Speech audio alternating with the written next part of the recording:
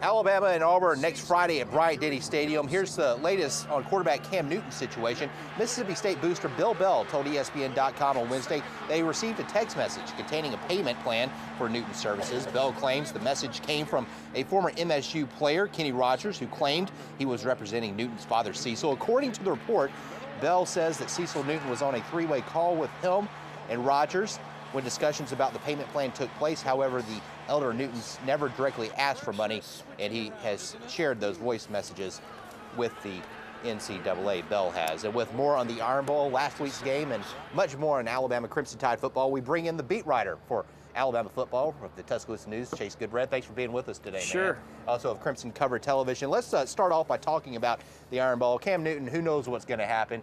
If he does play next week, which all signs are that he is going to right now, how does Alabama defend him? Do they kind of give him the Tim Tebow treatment, I guess? You know, I've been asked a lot about how they defend him and whether or not Alabama would assign one player to kind of be a spy, which is what a lot of defenses do when they're dealing with a quarterback who can really run and pass.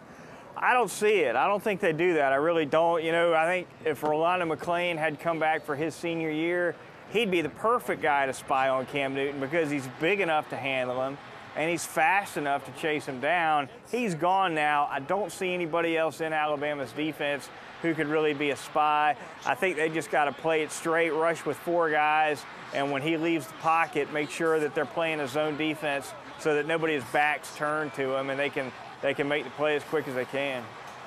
Alabama, the players we talked to during the weekly interviews tell us, you know, there's still a lot to play for, even though there's no SEC championship game for them this year after Auburn beat Georgia last week, no national championship after Alabama lost to LSU, but there still is a lot to play for. Just talk about that and their mindset at this point of the season. Yeah, I think the win over Mississippi State last season showed that this is a little bit different Alabama team than some of the teams we've seen in the past that have fallen out of the SEC West race. Obviously, the 2007 team had a chance to win the SEC West against LSU, fell off the table after that. Even Mike Shula's best team in 2005, when they lost to LSU in overtime here in Tuscaloosa, they tapered off, obviously finished up that year with a loss to Auburn. This team bounces back 30-10 against Mississippi State. I see a little bit more fire with this group. Let's talk about another moment from last week's game, and I want to go back to one of the more humorous moments, if you look at it. Humorous if you're anybody other than A.J. McCarron. You know, Nick Saban gave the Bama backup quarterback a tongue lashing after he threw deep downfield into heavy coverage. Saban got all up in McCarron's face, even gave him a slap on the backside coming up here. And on Monday, the coach talked about the incident. Take a listen. No, I didn't feel his hip pad. You need to ask him what he felt. I guess we made, he told me we made ESPN, huh? Well, just to share with you is, you know, I love AJ. And you know, the challenge with AJ has never been about his talent. It's always been about, you know, staying in what you're supposed to do. With his team up 27 All right, I know, points. Chase, you couldn't hear it there, but you know, this was not that big of a deal, I don't think, for Nick Saban and A.J. McCarron. It's made to be a big deal in the media. A bunch of hullabaloo about nothing, really. Well, you know, he coaches every play regardless of the score. He tells his players don't look at the scoreboard, and I don't think he looks at it either. What he saw was a young quarterback with a great arm who tried to thread a needle that he didn't need to thread. And, you know, a quarterback with A.J. McCarron's arm, you know, he's going to need to throw the ball in tight spaces here and there. But as he grows and develops and matures, he's going to eventually learn when to thread that needle and when to just check it off and throw it to a running back out in the flat. And I think, as Nick Saban said, it was a teaching opportunity. We've got 30 seconds left. Real quickly, tell me what Alabama looks to get out of a game like this against Georgia State, where they're playing an FCS opponent, should win easily tonight. Number one, they got to stay healthy. Last thing they want to do before an Iron Bowl, before a chance to go to maybe even a BCS Bowl if they get lucky, is to get a key player hurt. So they want to stay healthy, number one. Number two, I think they want to work some kinks out lineup-wise, especially up front with Anthony Steen probably starting for Barrett Jones. Make sure no kinks up front with the offensive line and a couple other spots maybe in the defense. And you know, number three, confidence, continuity, things like that. Chase, thanks very much for being with us today, man. We'll do it again sometime. And we certainly want to remind you that Chase and the guys are on at a special time today. Crimson Covered Television. You can join Chase, former Alabama All-American John Copeland, Touchdown Alabama's Magazine's Mike Parker, as they host Crimson Covered Television right here on WVUA tonight. Like us, they're on a special time, 5 p.m. following our show. Now here's Gary.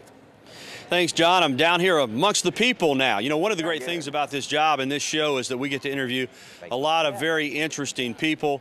And speaking of interesting people and a person that played a big part in the outstanding history of Alabama football, Martin Houston. Martin, step on in here. Martin, the starting fullback on the 1992 National Championship team, but known now more for Martin Houston Ministries. And we're going to get to that in a moment in a big event you've got coming up Saturday night. But first, let's talk about this season. I interviewed you back in the spring when we did our 8-day special, and you and I and everybody believed that Alabama had an opportunity, would be good enough to battle again for the national championship. It didn't happen. A couple of losses. Still a pretty good football team, a really good football team. Your thoughts on this season? You know, of course we're disappointed because of where we expected the season to go. But when you look at it, when you lose that many starters to the NFL or to graduation and to come back and put up this type of season, and when you really look at the two losses, you lost to a team that played a perfect game in South Carolina at their field. And then we caught LSU after an off week, and it's pretty deep into the season. And so a lot of those woes that we talked about, they've had those weapons all year, and they just clicked on that day. So if you look at it, it's disappointing. But, man, what would have 3 years ago we've taken this season? So it's just expectations that makes it disappointing. But we're going to be back.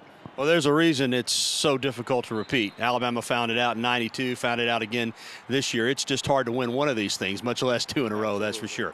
Hey, I want to move on and talk about your ministry and an event you've got coming up Saturday night, a Heroes of Faith banquet with Saran Stacy. Really something special. I want you to go into detail about this, how people can still get involved, and what it's all about. Well, first of all, you know, a lot of times in sports and other things, they always honor people who excel. And so as a Christian and as a believer, our faith is what makes us different. And we want to honor Saran because he has been such, to me, me personally, not to other, but to me personally, a hero of the faith, the way he handled the tragedy, came back, and now he's impacting countless thousands of lives on a regular basis. And I wanted to do something to honor him while at the same time it is allowing me as a ministry and as a pastor here in this city to move forward. So this Saturday at First Baptist Church Fellowship Hall, we're going to be hosting the Heroes of Faith banquets. Saran's going to be sharing. He's a speaker as well as the honored guest. And you can get involved by coming to First Baptist Church on Saturday at 6:30, picking up your ticket, or you can go to my website, martinhouston.org, and pick up a ticket by following the procedure there. Yeah, we've got the information on the screen right now. So folks at home, jot this down. You can still get involved, as you heard Martin say. And again, you referenced Saran, a great football player, has become an even better human being. He's been through tragedy. He's triumphed. And an opportunity to hear this man speak, from what I've been told, is something you'll never forget. And you know, I've heard it live. I've heard it numerous times, but live one time. And even though I knew the story, even though I've heard it, when I heard it live, it absolutely changed my life. There's been times since that time that I've had obstacles, and I just reflect back on what he's had to come through and go, there's no room to complain. There's no reason not to get up. And that's what we hope will come out of this, that the people who come need to hear that you can go on, that you can move on, and that you don't have to just barely move on, but that you can move on successfully, much like Saran has done. Thank you so much, Martin, for the time. And folks, again, Saturday night, that Heroes of Faith banquet at First Baptist Church. If you don't have plans for Saturday night, or even if you do, change them and get out and be a part of that. Thanks, Martin. All right, John, back to you. All right, thank you, Gary. Thank you, Martin. Coming up on the program, he was the coach at Alabama in the late 80s. Tonight, Bill Curry is back on the sidelines at Bryant-Denny. We'll have the rest of our interview with him when Crimson Tide kickoff continues. Thursday night edition of Crimson Tide Kickoff rolls along. Bill Curry spent 3 seasons in Tuscaloosa and compiled a 26-10 mark during that time. Wednesday, Curry told our own Todd Hoyer what it's like to start a football program, his expectations for year one, and what it's like to be back in Tuscaloosa. We're glad to be back, and we know how lucky we are for a program like this to have the privilege to come over and play the Tide. No matter what happens in the game, our guys will learn a lot from it, and we hope to play well. We'll lay our best on the line, I can guarantee you that. We didn't know they were going to be quite this good when we scheduled it, but it'll be a great experience for our men, and we hope to be a better football team by the end of the game than we are now. When you saw this game on the schedule, what were your thoughts on it? Well, my thoughts when we began to talk about it was, let's not do it the first year, let's do it the fourth year, the third, it makes more sense. But Alabama didn't have any games other than this one, so we had the option of either take it or leave it, and I just couldn't walk away from a chance to bring these kids over to see this great tradition at Alabama. Cody. It's a great team, and one thing you notice about something after Coach Saban has been anywhere for a length of time is the third string looks a lot like the first string because the recruiting's so good, and we kept waiting for a drop-off when we saw the subs, and there wasn't any. So for us, we're just going to have to fight our hearts out and hope we can hang in there, but it'll be a great experience. Let me ask you about just your first year, being 6-4, and you know, is it exceeding your expectations so far your first year? Well, the experience is exceeding our expectations, and these kids have fought hard. They don't quit, but we haven't played well. I mean, we haven't done a lot of the things that I think we should have been able to do even in the first year. So we got a lot of work to do, and we'll get right back to work on it the week after the season. And but I've really enjoyed the process of actually putting a team together from scratch. And Curry is not the only person on the Georgia State sidelines with Alabama ties. Quarterback Star Jackson transferred from Alabama to GSU this offseason, but don't expect to see much of him this evening. He's currently listed as third on the depth chart. Well, much more to come this afternoon on Crimson Tide Kickoff. You are watching Crimson Tide Kickoff presented by AT&T and Alpha Insurance as we continue our countdown to Alabama and Georgia State.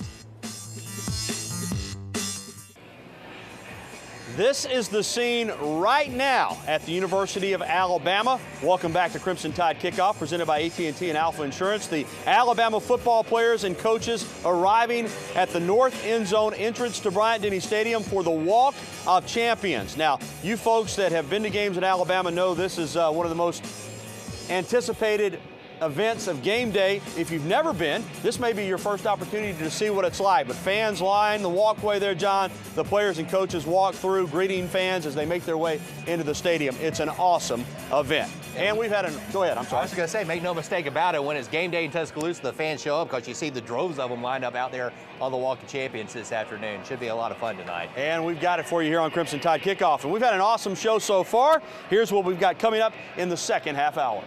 The sideline reporter for the Georgia State Radio Network will join us live. He'll talk about the Upstart Panther program. Plus, what led an NBA executive to author a book about Bear Bryant's leadership skills? The Orlando Magic's Pat Williams will be here to talk about that. And Richard has your game day forecast. You're watching Crimson Tide Kickoff presented by AT&T and Alpha Insurance.